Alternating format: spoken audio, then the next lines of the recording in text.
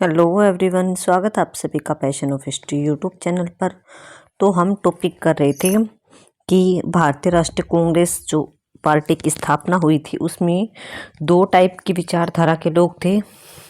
एक थे नरमपंथी, एक थे गर्मपंथी। तो हम पहले डिस्कस कर रहे थे नरमपंथियों को, जो कि उदारवादियों के नाम से भी जाने जाते थे। तो इसमें हमने जो है हमारी एक क्लास इस टॉपिक पे कर ली थी, जिसमें कि हमने भारतीय राष्ट्रीय कांग्रेस की स्थापना के बारे में देखा कि कौन अध्यक्ष था, कब इसकी स्थापना हुई, कब से लेकर कब तक नरमपंथियों का काल रहा, कब से लेकर कब तक कांग्रेस में गर्मपंथियों का काल रहा। फिर हमने कांग्रेस के अधिवेशनों को देखा, जो कुछ इम्पोर्टेंट अधिवेशन थे कि कब से लेकर कब तक कौन कौन से अधिवेशन हुए, उसमें कितने प्रतिनिधियों ने भाग लिया और किस अधिवेशन की किसने अध्यक्षता की थी, कौन इसका हेड रहा था। उसके बाद हम पढ़ रहे थे उदारवादियों के सिद्धांत कि उनके तरीके क्या थे, वो किन चीज़ों में विश्वास करते थे। जो उदारवादी थे, नरमवादी थे, नरमपंथी या उदारवादी एक ही बात है। तो इनके सिद्धांत क्या थे, इनके साधन क्या थे, किन चीज़ों में विश्वास करते थे। टोटली हमारा टॉपिक यही है। तो ये ब्रिटिश शासन के भगत थे कि जो उदारवादी थे या नरमपंथी लोग थे, इसमें जो जो नेता थे या जो जो लोग शामिल थे इसमें, वो सारे के सारे ब्रिटिश शासन को भारत के लिए अच्छा मानते थे, पहला पॉइंट। दूसरा, ये सुधारों में विश्वास करते थे कि अंग्रेज भारत को छोड़कर ना जाए, लेकिन भारत के जो शासन है उसमें सुधार करे, उसको अच्छा बना दें। दो टॉपिक हमने डिस्कस कर लिए थे। आज हम करने वाले हैं 3 कर लिए थे हम, ये ब्रिटेन के साथ संबंध, इसके बारे में हम पढ़ने वाले, ब्रिटेन से संबंध उदारवादियों के। तो कि भारतीय राष्ट्रीय कांग्रेस के उदारवादी नेता थे, वो ब्रिटेन के साथ स्थायी संबंध मतलब परमानेंट अपना जो रिलेशन थे वो रखना चाहते थे कि परमानेंट हमारा आना जाना हो, हमारे देश का उनके साथ व्यापार हो और अंग्रेज जो है परमानेंट भारत में रहे। उनका मानना था कि ब्रिटिश शासन या फिर अंग्रेजों के शासन ने ही भारत में शिक्षा, विज्ञान, यातायात के साधनों, न्याय प्रणाली और स्थानीय शासन आदि से संबंधित कार्य किए हैं। अतः वे इन्हें अंग्रेजों की बहुमूल्य देन मानते थे कि अंग्रेजों के कारण जो है हमारे देश में शिक्षा का विकास हुआ है, विज्ञान ने तरक्की की है, यातायात के साधनों का चलन हुआ, न्याय प्रणाली जो न्याय का सिस्टम है वो अच्छा अंग्रेजों के कारण हुआ है। तो ये सब अंग्रेजों की देन मानते थे उदारवादी। उनके विचारों में अंग्रेजों ने ही उनमें स्वतंत्रता एवं लोकतंत्र की भावना विकसित की, कि अंग्रेजों ने ही भारतीयों को स्वतंत्रता का मतलब सिखाया है और लोकतंत्र की भावना भी उनमें अंग्रेजों ने ही जागृत की है। इसलिए उन्हें ब्रिटेन के साथ जो है पक्के संबंध, अच्छे संबंध बनाने चाहिए भारतीय लोगों को। गोपाल कृष्ण गोखले ने तो यहाँ तक कह दिया था कि हमारा अच्छा व बुरा भाग्य अंग्रेजों के साथ जुड़ा हुआ है, कि अगर हमारे साथ अच्छा या बुरा जो भी हमारे देश में हो रहा है वो अंग्रेजों के कारण ही हो रहा है। अगर अच्छा हो रहा है तो भी अंग्रेजों के कारण, अगर बुरा हो रहा है तो वो भी अंग्रेजी सरकार के कारण, क्योंकि सरकार जो है वो अंग्रेजों की है। मतलब ये गोपाल कृष्ण गोखले भी अंग्रेजी भगत थे। वे मानते थे कि ब्रिटिश साम्राज्य भारत का विरोधी नहीं है, भारत का विरोध नहीं करता है, भारत के लिए अच्छा है। तो ब्रिटेन से संबंधित कैसे थे। नेक्स्ट, स्वशासन की मांग, कि उदारवादी नेता जो थे वो स्वशासन चाहते थे, अपना शासन, कि ब्रिटिश शासन की छत्र छाया में ही अपने शासन को स्थापित करना चाहते थे, कि भारत में भारतीय लोगों का राज हो लेकिन अंग्रेजों के अधीन, अंग्रेजी सरकार में अंग्रेज लोग शामिल है तो भारतीयों को भी शामिल किया जाए, कि भारतीय लोग भी शामिल होंगे और अंग्रेज भी शामिल होंगे तो सरकार को अच्छी प्रकार से वो चला पाएंगे। भारतीय अंग्रेजों के अधीन जो है वो स्वशासन को अच्छा मानते थे। उनका मानना था कि ब्रिटिश शासन के अधीन भारतीयों को स्वशासन के विषय में बहुत ज्ञान प्राप्त हो चुका है, कि अंग्रेजों के कारण ही जो है भारतीयों को स्वशासन का अर्थ समझ आया है और उन्हें इसके बारे में पता चला है। भारत इसके लिए पूरी तैयार है, उन्हें स्वशासन मिलना चाहिए, कि स्वशासन मतलब भारतीयों को अपने देश में अपना शासन मिलना चाहिए लेकिन अंग्रेजों के नीचे रहकर। 5th पॉइंट, ब्रिटिश न्याय प्रणाली में विश्वास, कि जो अंग्रेजों की न्याय प्रणाली थी उसमें भी उदारवादी नेता काफ़ी विश्वास करते थे, उनकी न्याय प्रणाली को अच्छा समझते थे। कि नरमपंथी या फिर उदारवादी नेता ब्रिटिश न्याय प्रणाली में पूरी तरह विश्वास रखते थे। उन्होंने अनेक बार इस बात की अभिव्यक्ति भी की, अभिव्यक्ति मतलब इस बात को कई बार जाहिर भी किया है। फिरोज शाह मेहता ने कांग्रेस के छठे अधिवेशन की अध्यक्षता की थी और उस अधिवेशन में उन्होंने भाषण देते हुए कहा था कि मुझे इस बात में बिल्कुल भी संदेह या शक नहीं है कि ब्रिटिश राजनीति अंत में आकर हमारी पुकार अवश्य सुनेंगे। कि फिरोज शाह मेहता जो कि कांग्रेस के छठे अधिवेशन की अध्यक्षता कर रहे थे, जो कि 1891 में हुआ था, तो उसमें उन्होंने भाषण दिया था और कहा था कि मुझे पूरा विश्वास है और मुझे इस बात में कोई भी शक नहीं है कि अंग्रेजी सरकार हमारी मांगों को अवश्य पूरा करेगी, हमारी बातों को अवश्य सुनेगी। फिरोज शाह मेहता का मानना था कि अंग्रेज उनके साथ जरूर न्याय करेंगे, वे एक न दिन उन्हें स्वशासन प्रदान कर देंगे, जो कि उदारवादी नेता मांग कर रहे थे, स्वशासन अंग्रेजों के अधीन। यही कारण था कि राष्ट्रीय कांग्रेस पार्टी ब्रिटेन की सहानुभूति एवं जनमत के समर्थन के लिए अंग्रेजों के प्रशासन को अच्छा बताती रही। तो इन्हीं सब कारणों से जो है वो अंग्रेजी सरकार के शासन को उदारवादी नेता अच्छा मानते थे, इनकी न्याय प्रणाली में विश्वास करते थे, इनके तरीकों में विश्वास करते थे, जो कि हमने ऊपर पॉइंट्स में डिस्कस कर लिया है। नेक्स्ट पॉइंट है हमारा कांग्रेस की मांगे, कि जो ये कांग्रेस पार्टी के उदारवादी नेता थे, इनकी मांग क्या थी, इनकी डिमांड्स क्या थी, अंग्रेजी सरकार से ये कौन कौन सी डिमांड कर रहे थे। तो 1885 से 1905 तक भारतीय राष्ट्रीय कांग्रेस या फिर उदारवादियों की मुख्य मांगे इस प्रकार थी। 1885 में स्थापना होती है, 1905 तक जो है कांग्रेस में उदारवादी नेता ही ज़्यादा छाए हुए थे, तो इनका ही ज़्यादा वर्चस्व था, इनका ही ज़्यादा प्रभुत्व था। तो 20 साल तक, तो इन 20 सालों में उदारवादियों ने क्या क्या मांगे रखी थी अंग्रेजों के सामने, उनके बारे में हमें बताया गया है। तो पहला पॉइंट है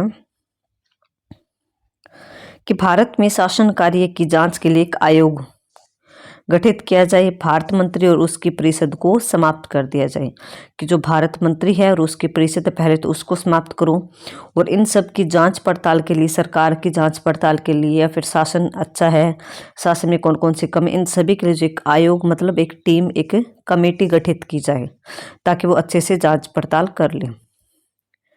सेकंड पॉइंट, इंपीरियल तथा प्रांतीय व्यवस्थापिकाओं में गैर सरकारी सदस्यों की संख्या में वृद्धि कर दी जाए और उन्हें प्रश्न पूछने का अधिकार दिया जाए, कि जो ये इंपीरियल या प्रांत में जो व्यवस्थापिकाएं हैं उनमें जो है गैर सरकारी, कि सरकारी अफसर ना रखे जाए बल्कि गैर सरकारी बंदे रखे जाए जो कि प्रश्न पूछे, सरकार से सवाल जवाब वो आसानी से कर सकें। थर्ड पॉइंट, आईसीएस की परीक्षा जो है वो भारत में कराई जाए और उसकी आयु सीमा में भी वृद्धि की जाए। आईसीएस की परीक्षा जो कि आज भी कंडक्ट होती है, ये परीक्षा जो है अंग्रेजों ने शुरू की थी और ये परीक्षा जो है इंग्लैंड में होती थी। भारतीय ये परीक्षा दे सकते थे, लेकिन ये परीक्षा जो है इंग्लैंड में होती थी, तो भारतीयों को परीक्षा देने के लिए जो है इंग्लैंड जाना पड़ता था, काफ़ी खर्चा हो जाता था। तो इसलिए उदारवादी नेताओं ने मांग की कि इतनी बड़ी परीक्षा है, इतनी महत्वपूर्ण परीक्षा है, तो इसको हर साल भारत में भी कंडक्ट करवाया जाए, इसको भारत में भी आयोजित करवाया जाए। और इसके आयु सीमा में पहले इसकी जो उम्र थी शायद 17-18 साल तक थी, कि 18 साल तक ही जो है इस परीक्षा को आप दे सकते हो, 18 साल तक दे सकते हो शायद, या 18 साल के बाद पता नहीं। तो उसके बाद है ना 21 साल कर दी गई इसमें, मतलब एज को बढ़ाया जाए ताकि ज़्यादा से ज़्यादा लोग जो है इसमें भाग ले सकें। 21 वर्ष तक जो है इस परीक्षा को किया गया। नेक्स्ट पॉइंट, कि उदारवादियों की एक मांग थी कि कार्यपालिका और न्यायपालिका को एक दूसरे से अलग किया जाए, कि काम करने का जो व्यक्ति का ढंग है वो काम करने वाली कमेटी अलग हो और जो न्याय करने वाली हो ये अलग हो, क्योंकि इन दोनों का साथ में कोई मेल नहीं है, इन दोनों को अलग अलग रखने में ही जो है सरकार की तरक्की है। फिफ्थ, कि सेना पर खर्चा कम किया जाए, अंग्रेज सैनिकों की संख्या में कमी की जाए, भारतीयों को भी सेना में नौकरी दी जाए और सेना पर जो जितना भी खर्चा किया जा रहा है इनको ट्रेनिंग देने का, इनके हथियारों पर, थोड़ा सा उस खर्चे को कम करके उस पैसे को अन्य जगह पर लगाया जाए। नेक्स्ट है, स्थानीय सेवाओं को सुदृढ़ बनाया जाए और उन पर सरकारी नियंत्रण कम किया जाए। नेक्स्ट है, नमक पर कर जो है वो कम कर दिया जाए ताकि कृषि पर दबाव ना हो और बेरोजगारी भी दूर हो सके, कि जो नमक पर कर लग रहा है, क्योंकि नमक तो जो है हर घर में यूज होता है सभी के लिए, चाहे वो अमीर हो चाहे गरीब हो, तो इसके लिए जो इस पर टैक्स को बिल्कुल कम कर दिया जाए ताकि खेती पर जो है बोझ ना बढ़े। इसके बाद कि कृषकों पर जमींदारों के अत्याचारों से बचने के लिए काश्तकारी कानूनों में परिवर्तन किया जाए, कि जो जमींदार है वो कृषकों से टैक्स वसूलते हैं, उसके लिए जो है कानून थोड़े से नरम किए जाए, जमींदारों पर थोड़ा सा कंट्रोल स्थापित किया जाए। नेक्स्ट है किसानों पर लगने वाले लगान टैक्स में कमी की जाए ताकि वे अच्छी प्रकार से अपना निर्वाह कर सके, अच्छी तरह से अपना जीवन यापन कर सके। नेक्स्ट कि भारत में व्यावसायिक तथा औद्योगिक शिक्षा संस्थानों की स्थापना की जाए, कि जहाँ पर व्यवसाय करने बिजनेस करने की ट्रेनिंग दी जाती हो, बिजनेस करने की पढ़ाई करवाई जाती हो, और जहाँ पर औद्योगिक शिक्षा उद्योग धंधे स्थापित करने के लिए बच्चों को ट्रेनिंग दी जाती है, उन्हें शिक्षा दी जाती है। तो इस प्रकार के स्कूलों की या कॉलेजों की स्थापना की जाए जहाँ पर व्यवसायिक व औद्योगिक शिक्षा अवेलेबल हो। नेक्स्ट प्रेस पर से प्रेस जहाँ पर अखबार छपते हैं तो उस पर नियंत्रण समाप्त कर दिया जाए अंग्रेजी सरकार का, और समाचार पत्रों को पूर्ण स्वतंत्रता दी जानी चाहिए। जो भी समाचार पत्रों में छपता है हर व्यक्ति को अपने विचार छपवाने का पूरा अधिकार होना चाहिए, पूरी स्वतंत्रता होनी चाहिए।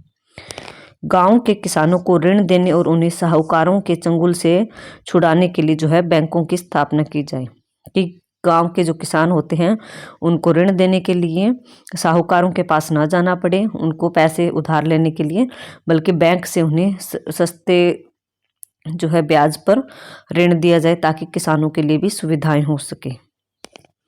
जनसाधारण की जनता की स्वतंत्रता की रक्षा के लिए जो अत्याचारी कानून बने हुए हैं उनको भी समाप्त किया जाए।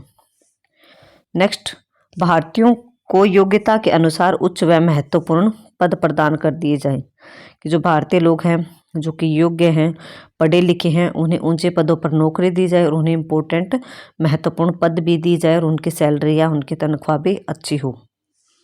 शस्त्र अधिनियम हथियार रखने का जो अधिनियम है लाइसेंस है वो समाप्त कर दिया जाए और सभी को शस्त्र रखने की अनुमति दी जाए, कि ये शस्त्र अधिनियम जो हथियार रखने का अधिनियम होता था जो लाइसेंस होता था उसको रद्द कर दिया जाए, सभी को अपने पास हथियार रखने की अनुमति प्रदान कर दी जाए।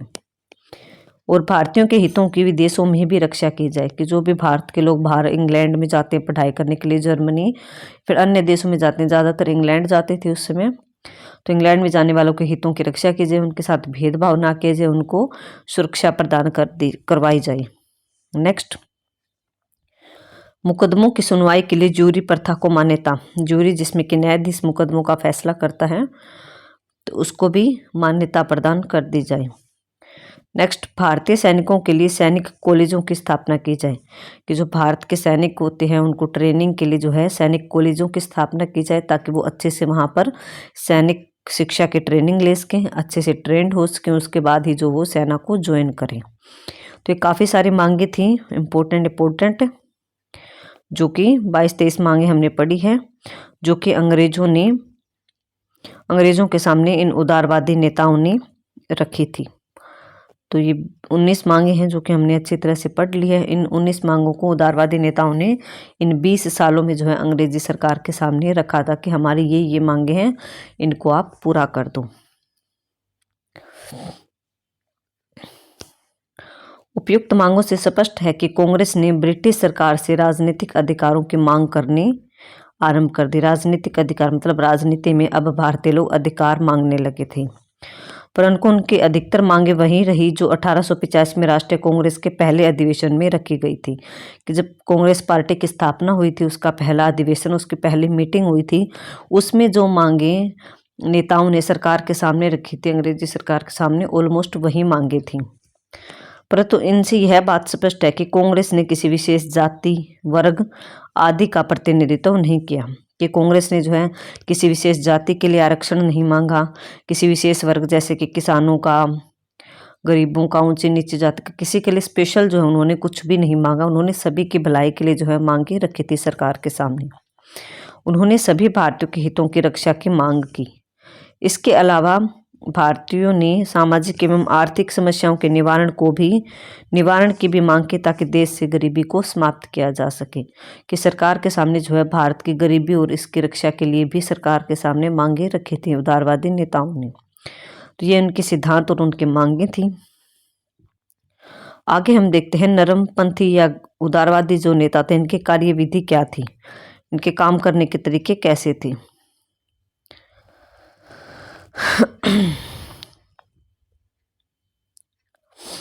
कि नरमपंथियों अर्थात उदारवादियों ने अपनी मांगों को मनवाने के लिए वैधानिक मतलब अच्छे तरीके अपनाए जो कि कानून के दायरे में थे। वे व्यवस्था पूर्वक स्वतंत्र आदर्शों में विश्वास रखते थे।